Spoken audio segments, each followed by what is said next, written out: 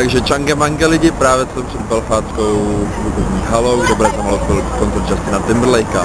Takže, jak by řekla Britney Spears, are you ready? Já jsem ready, takže jdu na ten koncert a se na to taky podívejte se mnou. Dobrou zábavu. Aloha!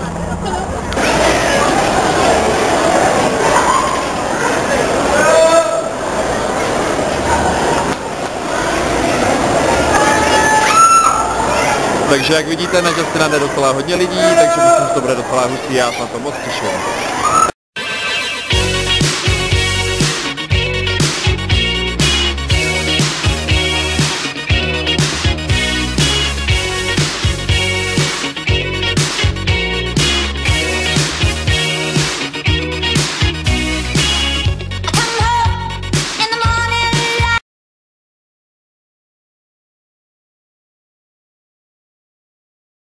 Směrem ke stage, takže se podívejte, jak vlastně vypadá pódium Justina Timberlakea a budete se na to podívat, než to vlastně celá show začne. Tady to je!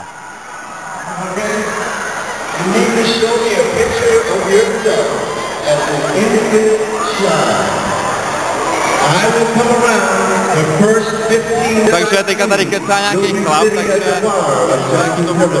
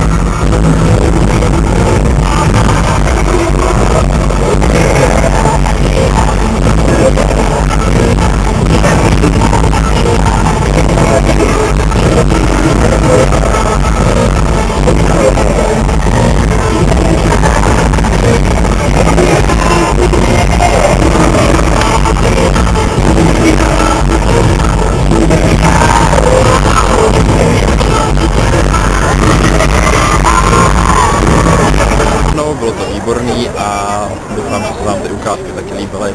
Mně se to mega líbilo a u mě hned to bylo navíc, takže aloha Change Mange. Takže Change Mange lidi, jsem právě teď znovu vlastně, jako to začnu jinak, kde nejlíp oslavit vlastně závěr povedeného koncertu Justina Timberlakea. Kde jinde, kam já slyšel Raymond, no přece do gay klubu.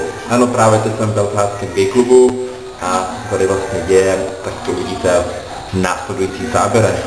Je škoda, že v pražských a vlastně v celých českých klubech se lidi neumí bavit jako tady.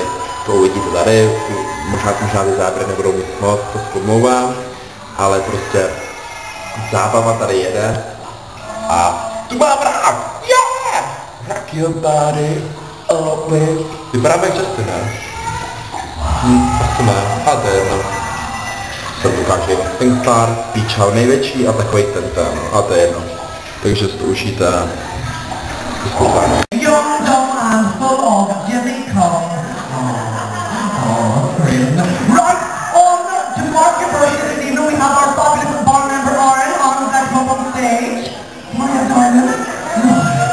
This is Aaron. Right, folks, behind the bar all night, all we do is we sell body shots, okay? The idea of the body shot is you pay a $5, you drink the shot from between his legs, and no, not the white creamy one, with her face. You drink the shot from between his legs, and you big top monster this year. You drink the shot from between his legs, you lick the salt on his belly button, you take the line. Takže dobré ráno, pro někoho možná dobrý večer. Moje cesta v Irsku právě teď končí.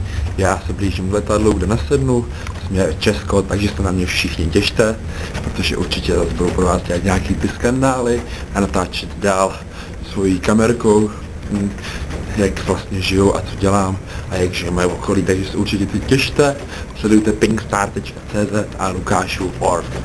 Takže se s vámi ještě podíváte do letadla a pak ve třetím díle se podíváte, jak kalíme a na další věci. Takže aloha lidi a čange mange. Zůstaňte s námi. Are you ready?